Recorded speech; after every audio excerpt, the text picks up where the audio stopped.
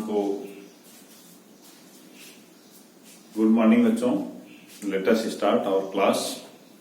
आज हम लोग देखिए लास्ट टाइम पे जो पढ़े थे न्यूमेरिकल्स, उन्हीं को थोड़ा सा आगे बढ़ाएंगे, साथ में ही कुछ थ्योरेटिकल पोर्शन भी कवर करना है। तो हम देखते हैं, पहले तो एक पार्ट में ही कोशिश करेंगे, अदरवाइज हमें 2 वीडियो अपलोड करनी पड़ सकती हैं, तो आप दोनों ही देखिएगा। कोशिश होगी कि कहीं में उसको एडजस्ट किया जाए। तो सबसे पहले देखिए, हम लोग लास्ट टर्म पे जो पढ़ चुके थे कि किसी भी यूनिट सेल में नंबर ऑफ पार्टिकल्स, उनकी पोजीशंस और मॉलिक्यूलर फार्मूले में क्या रिलेशन है। आज हम लोग ये पढ़ेंगे कि edge of unit cell and density अगर हमें पता है तो उससे रिलेटेड न्यूमेरिकल्स जो आते हैं उनका हम कैसे सॉल्व करेंगे। उनके लिए आप लोग देखिए, सबसे पहले जो इंपॉर्टेंट फार्मूले यूज होंगे वो आप देख लीजिए।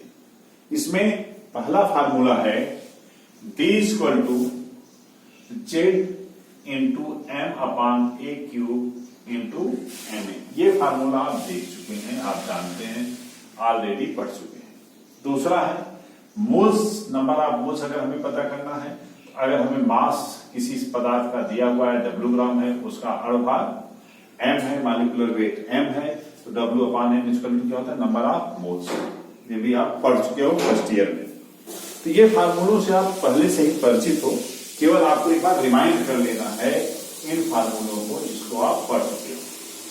तीसरा है, अगर हमें मोल्स के नंबर पता हो और नंबर ऑफ पार्टिकल पता करना हो, तो आप जानते हो कि एक मोल में अणुओं की संख्या या कणों की संख्या आवर्तगत संख्या के बराबर होती है, जिसका मान क्या होता है, Na इक्वल टू क्या होता है 6.022 into 10⁻23 पार्टिकल। इसी को हम मोल भी कहते हैं, ये आप जानते हो। तो अगर हमें नंबर ऑफ मोल्स पता हो तो उसको अगर हम Na से मल्टीप्लाई कर दें तो हमें क्या मिल जाएगा, कुल कणों की संख्या। तो इन्हीं तीनों फार्मूलों पे बेस्ड क्वेश्चंस आते हैं, थोड़ा ट्विस्ट कर दिए जाते हैं जिससे आपको परेशानी हो सकती है, लेकिन अगर आप फार्मूले याद किए हुए हैं और आप इनका एप्लीकेशन जानते हैं तो आप आसानी से इनको सॉल्व कर सकते हैं। अब क्वेश्चन ये है, एक एग्जांपल हम लेके अगर देखें, जैसे हमें दिया हुआ है कि कोई तत्व BC संरचना बनाता है जिसके एकक कोशिका की भुजा 288 pm है। यदि तत्व का घनत्व 7.2 ग्राम पर सेंटीमीटर क्यूब हो तो उसके 208 ग्राम में परमाणुओं की संख्या क्या हो। अब बच्चों देखो, प्रश्न को हमेशा ध्यान से पढ़िए जब भी न्यूमेरिकल सॉल्व करते हैं। इसमें आपको क्या क्या दिया हुआ है, तो पहली जो इंफॉर्मेशन है कि ये BCC संरचना बना रहे हैं। इसका मतलब हुआ यूनिट सेल क्या है, BCC है। अगर यूनिट सेल पता है तो Z की वैल्यू क्या हो जाएगी, आप निकाल सकते हो। BCC के लिए कणों की संख्या क्या होती है, Z की वैल्यू 2 होती है। 8 कॉर्नर से 1/8 मल्टीप्लाई कर देंगे आप, तो 1 हो जाएगा। और इसको भी देख लीजिए, BCC के लिए Z की वैल्यू क्या होती है, एक बार रिवाइज कर लीजिए। 8 कॉर्नर पर होते हैं तो 1/8 प्लस 1 अंतः केंद्र में, तो हो जाएगा 1 + 1 = 2। ये भी आप पढ़ चुके हो। तो यहां पर BCC में Z की वैल्यू क्या हो गई, 2 हो गई। और क्या दिया हुआ इंफॉर्मेशन, इसकी एक भुजा 288 pm है, 288 pm है। इसका मतलब A की वैल्यू भी हमें दी गई है जो कितना है, 288 pm है। डेंसिटी 7.2 ग्राम पर सेंटीमीटर क्यूब है। W 208 ग्राम है। एन नंबर ऑफ पार्टिकल हमसे पूछा जा रहा है, तो हम इसको किस तरह से कैलकुलेट करेंगे। हमेशा क्वेश्चन सॉल्व करते समय एक और जो बहुत बड़ी चीज है वो ध्यान रखनी चाहिए, वह ये है कि हमेशा units of the values must be same. कभी भी यूनिट अलग नहीं होनी चाहिए। जैसे यहां पे देखो, A की वैल्यू pm में दी हुई है, जबकि डेंसिटी पर सेंटीमीटर क्यूब में दी हुई है। ये दोनों यूनिट्स एक साथ एप्लीकेबल नहीं है, तो हमें इसको भी सेंटीमीटर में कन्वर्ट कर लेना है। सेंटीमीटर अगर इसको आप कन्वर्ट करोगे तो हो जाएगा 288 × 10⁻⁻10 सेंटीमीटर। अब आप देखिए इन वैल्यू से एन आपको फाइंड आउट करना है, तो यहां फार्मूलों पे आप फिर से एक बार चलिए और देखिए इन फार्मूलों में किस तरह से एन की वैल्यू हम फाइंड आउट कर सकते हैं। तो इसके लिए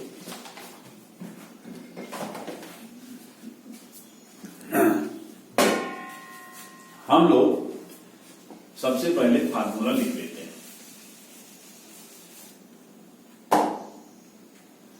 इधर हम सॉल्व करते हैं इसको सेकंड हाफ में। तो एन की वैल्यू देखिए कैसे फाइंड आउट कर सकते हैं आप, एन इंटू एन ए से।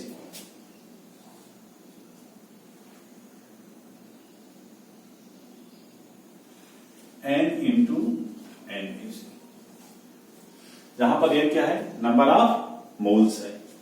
एन इक्वल टू क्या होगा बेटा, देखो एन इक्वल टू आप देख रहे हैं होता है W अपॉन M। यहां पर अगर हम देखें एन इक्वल टू हो जाएगा W upon M into N A. इस वैल्यू में आपको W दिया गया है, एन ए सबको पता है, लेकिन M की वैल्यू मोलर मास नहीं दिया गया है पूरे क्वेश्चन में कहीं। तो हम इसको देखेंगे स्किप कैसे कर सकते हैं। तो इसमें आप देखिए m की वैल्यू आप फाइंड आउट कहां से कर सकते हैं, इस इक्वेशन से, d equal to Z into M upon a cube into N A. यहां से m की वैल्यू फाइंड आउट करिए और इसमें सीधे पुट कर दीजिए। तो अब आप देखिए d इक्वल टू क्या है, Z into M upon a cube into N A, then M equal to क्या हो जाएगा, D into a cube into N A upon Z. अब ये वैल्यूज आपको दी हुई है, सारी वैल्यूज यहां पे है। एम की वैल्यू हम पुट कर देते हैं इक्वेशन 2 में, putting the value of M in equation 2। तो एम की वैल्यू देखो क्या हो जाएगी, ये हो जाएगा d इंटू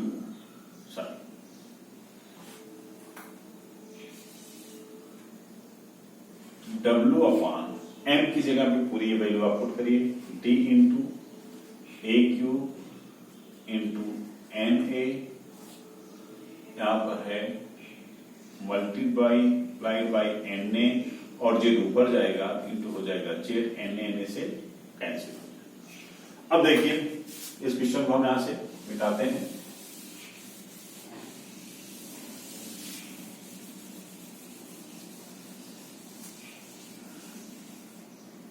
तो यहां पर अगर हम देखें ये हो जाएगा W into Z upon T into A Q. N की वैल्यू आप इससे फाइंड आउट कर सकते हो। अब यहां वैल्यू हम पुट कर देंगे सीधे सीधे। W की वैल्यू कितना है, 208 ग्राम इंटू जेड की वैल्यू क्या है, 2 है, आप पहले ही सॉल्व कर चुके हो इसको। जेड की वैल्यू हो गई 2 एंड डी की वैल्यू पुट करिए 7.2 इंटू ए क्यूब की वैल्यू क्या हो जाएगी 288 इंटू 10⁻³ का। अब इसको अगर आप सॉल्व करते हैं आपको आंसर मिल जाएगा।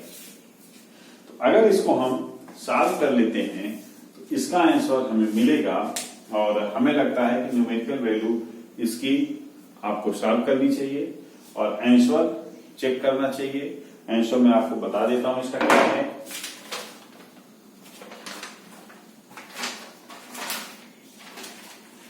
आंसर आएगा 2.41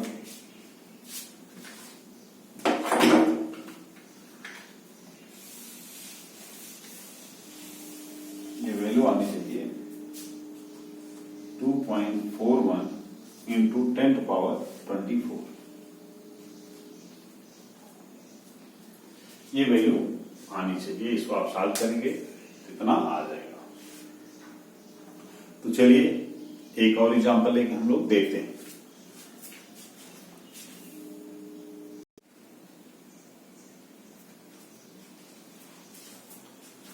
तो तो चलिए बच्चों दूसरा क्वेश्चन हम लोग देखते हैं। क्वेश्चन नंबर 2 है केवीआर का घनत्व 2.75 ग्राम पर क्यूब सेंटीमीटर है। एकक कोष्ठिका की भुजा 654 pm है। सिद्ध कीजिए कि केवीआर की संरचना FCC है। एटॉमिक मास K का 39 है, बीआर का 80 है। इस क्वेश्चन में देखिए दिया क्या हुआ है, डी दिया हुआ है, घनत्व कितना है 2.75 ग्राम पर सेंटीमीटर। दूसरी वैल्यू क्या दी हुई है, भुजा है एकक कोष्ठिका की, ए से रिप्रेजेंट करते हैं। ए इक्वल टू क्या है 654 pm। इसको अगर हम सेंटीमीटर में कन्वर्ट कर लें तो हो जाएगा 654 इंटू 10⁻⁻10 सेंटीमीटर। ये रिलेशन आपको पता होना चाहिए कि 1 pm इक्वल टू होता है 10⁻10 सेंटीमीटर, यानी 10⁻12 मीटर।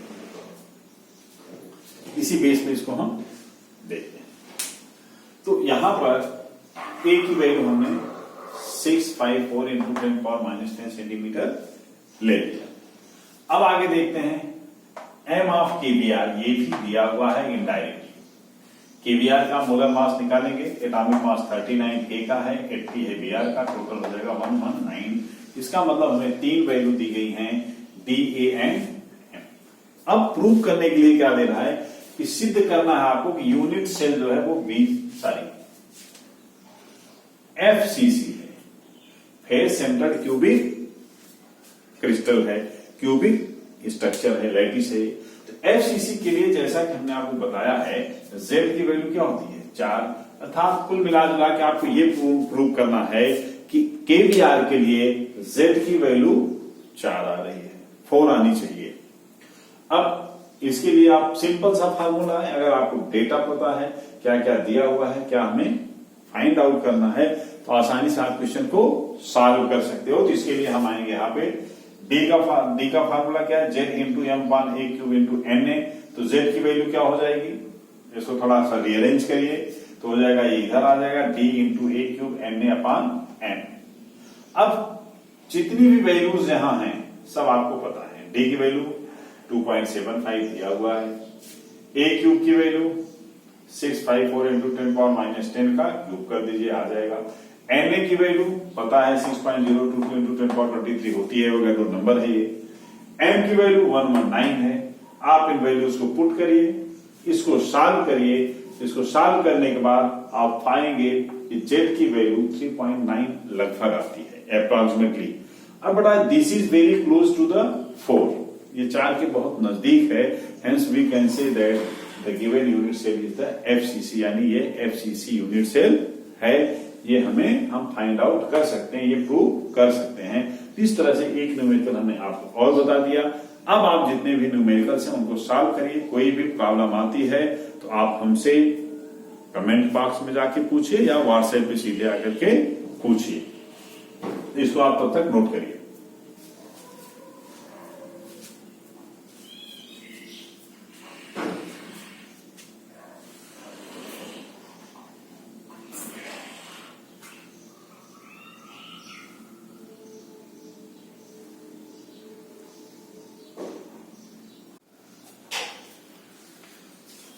हाँ तो बच्चों हम लोगों को एक जो दूसरा टॉपिक पढ़ना है वह है packing in ionic crystals and radius ratio. जो आयनिक ठोस होते हैं उनमें संकुलन किस तरह का होता है, और उनमें बेटा एक बहुत इंपॉर्टेंट क्वांटिटी है रेडियस रेशियो, जिसको हम हिंदी में त्रिज्या अनुपात कहते हैं। इसके विषय में आपको जानकारी है। तो पहले ही हमने आपको बताया है कि जैसे मान लीजिए एक कोई आयनिक कंपाउंड है MX, ये डिसोसिएट होगा तो क्या मिलता है M plus plus X minus, यानी MX के क्रिस्टल जो बनेंगे वो केटाइन और एनायनों से मिलके बनेंगे। केटाइन उसमें M प्लस होगा और एनायन जो होगा वो X माइनस होगा। अब प्रश्न ये है कि यहां पर जो पैकिंग होती है वो साइज पर बेस्ड होती है, केटाइन्स और एनायंस का, और हमेशा केटाइन्स और एनायंस अल्टरनेट होते हैं, यानी केटाइन्स एनायनों से घिरे रहते हैं और एनायंस जो होते हैं वो केटाइन से घिरे हुए होते हैं। लेकिन एक जो महत्वपूर्ण बिंदु है वो ये है कि केटाइन्स की साइज काफी छोटी होती है और एनायंस की साइज बड़ी होती है। केटायंस चूंकि छोटे हैं, हमने एक डार्क से इसको रिप्रेजेंट किया है, एनायंस को हमने किसी रिप्रेजेंट किया हुआ है बड़े साइज में। तो जो पैकिंग होती है उसमें मूलतः जो मेन क्रिस्टल स्ट्रक्चर होता है, सपोज करिए एक क्यूब है, इस क्यूब में ये प्रिमिटिव है, आधे एकक कोष्ठिका है। इस एकक कोष्ठिका से हम कितने तरह की पैकिंग कर सकते हैं? कितने तरह की पैकिंग होती है आप जानते हैं? एससीपी होती है, एफसीसी होती है, एचसीपी हो सकती है, या फिर डीसीसी हो सकती है। एससीपी, एफसीसी या इसको हम सीसीपी भी कहते हैं, क्यूबिकल क्लोज पैकिंग। इस तरह की जो पैकिंग्स होती हैं क्रिस्टलों की, इनका निर्माण किस तरह से होता है इसको आपने देखा है कि जो पार्टिकल्स होते हैं उनको हम किस तरह से हेक्सागोनल या स्क्वायर लैटिस से रिप्रेजेंट करके हम उनको बढ़ाते हैं आगे, किस तरह से उनको हम पैक करते हैं, ये आप पहले पढ़ चुके हो, तो उस पर बहुत डिटेल में हमें जाने की जरूरत नहीं है। ये देखना है ये सब बनाते कौन है? ये सब मेनली एनायंस बनाते हैं जो निगेटिवली चार्ज है। यानी ढांचा जो क्रिस्टल का बनता है ओवरऑल, वो कौन बनाते हैं? एनायंस। केटायंस जो होते हैं, इनके जो वायर्स होते हैं, इन वायर्स में पाए जाते हैं। कहां पाए जाएंगे? वायर्स में। और आप जानते हैं वायर्स कितने तरह के होते हैं? Tetrahedral and octahedral. ये टेट्राहेड्रल और ऑक्टाहेड्रल वायर्स जो होते हैं उनमें केटायंस पाए जाते हैं। इसको हम लोग एक by dimensional, two dimensional structure से समझ सकते हैं। मान लीजिए एक स्क्वायर क्यूब, स्क्वायर लैटिस है। इस स्क्वायर लैटिस का मेन फॉर्मेशन कौन कर रहा है? एनायंस कर रहे हैं। जैसे कि हमने बताया एनायंस ही जो होते हैं वो मेन स्ट्रक्चर फॉर्म। तो देखिए एक स्ट्रक्चर ये बना हुआ है, इनके बीच जो वायर है इसमें कौन है? पॉजिटिवली चार्ज केटायन है। यानी एनायंस मेन लैटिस बना रहे हैं और केटायंस उनके बीच के जो वायर्स हैं, जो रिक्तियां हैं उसमें प्रेजेंट है। अब आप ये देखिए कि केटायंस और एनायन की साइज का इफेक्ट क्या हो सकता है पैकिंग पर। इसके लिए हम अगर केटायंस की साइज को थोड़ा सा बढ़ाते जाएं, तो जैसे जैसे केटायंस की साइज बढ़ेगी, यहां पर वायर्स में ये ज्यादा स्पेस लेंगे, और अगर इनकी साइज इससे ज्यादा बढ़ गई इस लिमिट से, तो क्या होगा? एनायंस फैल जाएंगे और इनके बीच क्या होगा? डिस्टेंस बढ़ जाएगी और कुछ इस तरह की क्लोज पैकिंग होगी, जो इस पैकिंग से ऑल टुगेदर डिफरेंट होगी। तो इस तरह से हम देख सकते हैं कि केटायंस जो हैं वो एनायंस के पैकिंग को डिसाइड करने में बहुत बड़ा रोल प्ले करते हैं। इनकी साइज बहुत इंपॉर्टेंट होती है विद रिस्पेक्ट टू एनायन। अब अगर केटायंस और बड़े होते हैं, इनके बीच की दूरी क्या होगी? और बढ़ती चली जाएगी। जब इनके बीच की दूरी बढ़ेगी तो केटायन पर स्पेस बच जाएगा, और केटायंस पर जब स्पेस बचेगा तो यानी यहां पर नंबर ऑफ पार्टिकल्स अगेन और बढ़ सकते हैं। 4 के बजाय कितने पार्टिकल्स आ सकते हैं? 6। और अगर 6 पार्टिकल यहां पर आ गए तो ये जो पैकिंग है, जो स्क्वायर प्लेनर में हम देख रहे थे, स्क्वायर प्लेनर पैकिंग, और स्क्वायर प्लेनर पैकिंग जो एससीपी को प्रोड्यूस करती, उसकी जगह पर पैकिंग जो हो गई वो हो गई हेक्सागोनल प्लेनर। और आप जानते हो इससे एचसीपी या एफसीसी स्ट्रक्चर्स दोनों बन सकते हैं। एफसीसी जिसको हम लोग क्या कहते हैं? सीसीपी कहते हैं। इस तरह से हम देख रहे हैं cations play very important role in the shape of packing of the ionic crystals. अब बच्चों अगर इतना हम देख लेते हैं, इसके बेस पे हम ये कर सकते हैं कि केटायंस और एनायंस के साइज का, रेडियस का अगर रेशियो हमें पता है तो हमें बता सकते हैं कि किस तरह की पैकिंग पॉसिबल है। अब पैकिंग जो होती है, इसको समझने के लिए सबसे इंपॉर्टेंट होता है कोऑर्डिनेशन नंबर। क्या इंपॉर्टेंट है? Coordination number. तो चलिए कोऑर्डिनेशन नंबर से पहले हम लोग एक बार देख लेते हैं रेडियस रेशियो क्या है। अभी पूरे डिस्कस में आपने देखा कि रेडियस रेशियो क्या है। This is the ratio of radius of cation upon radius of anion, यानी एनायन और कैटायन और एनायन की त्रिज्याओं के अनुपात को हम रेडियस रेशियो या त्रिज्या अनुपात कहते हैं, जिसको आर से रिप्रेजेंट करते हैं। R plus upon R minus है। और इसका इंपॉर्टेंस क्या है? इसका इंपॉर्टेंस ये है कि अगर ये हमें पता हो, आर की वैल्यू, रेडियस रेशियो हमें पता हो, तो हम बड़े ही आसानी से बता सकते हैं कि पैकिंग का नेचर क्या होना चाहिए। और पैकिंग के नेचर को हम डिसाइड कैसे करते हैं? कोऑर्डिनेशन नंबर से। कोऑर्डिनेशन नंबर से हम इसको कैसे डिसाइड कर सकते हैं, इसको आप देखिए। कोऑर्डिनेशन नंबर क्या होता है?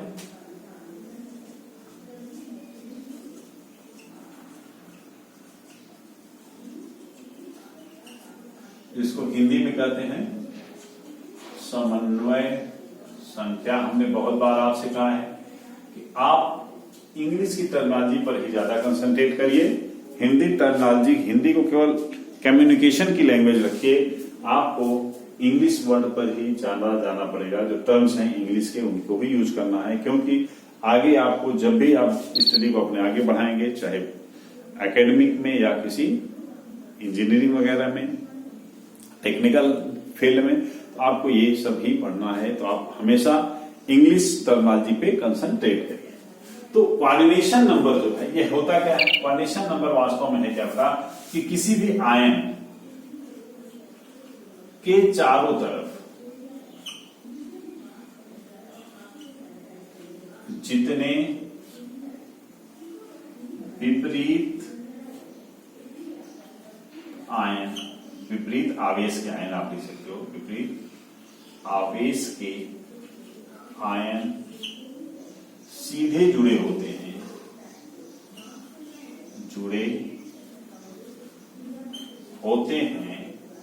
उन्हीं को हम कोऑर्डिनेशन नंबर या समन्वय संख्या कहते हैं।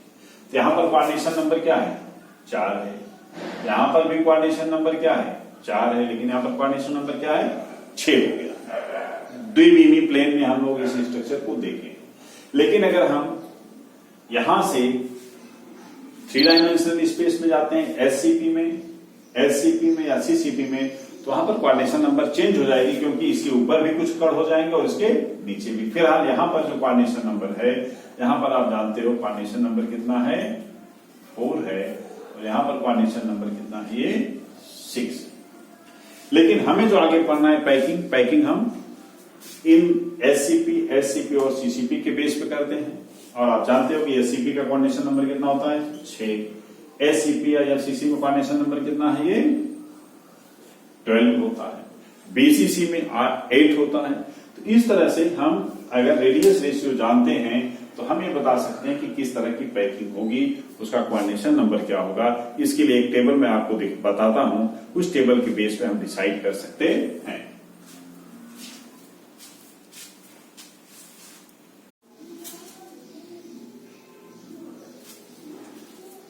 तो बच्चों, ये रेडियस रेडियो का टेबल है, जिसके बेस पे आप देख सकते हैं कि किसी भी पैकिंग में कोऑर्डिनेशन नंबर क्या होगा और रेडियस रेशियो क्या होगा, उसका अरेंजमेंट किस तरह से होता है। एक दो उसके एग्जांपल हमने बता दिए। जैसे देखिए, अगर रेडियस रेशियो 0.155 से 0.225 के बीच में है, तो इस केस में कोऑर्डिनेशन नंबर 3 होगा। और कोऑर्डिनेशन नंबर 3 होगा, इसका मतलब कैटायन के चारों तरफ 3 एनायन होंगे। जैसा कि आप जानते हैं कोऑर्डिनेशन नंबर क्या है? अपोजिट चार्ज जितने होते हैं, तो कैटायन के चारों तरफ कितने हो जाएंगे? कुल 3 एनायन होंगे। और अगर इसको हम तीनों एनायंस को मिला देंगे तो एक ट्राइंगल मिलेगा, जिसको हम ट्राइंगुलर प्लेनर या त्रिकोणीय समतली कह सकते हैं। त्रिकोणीय समतली एग्जाम्पल इसका B2O3 है।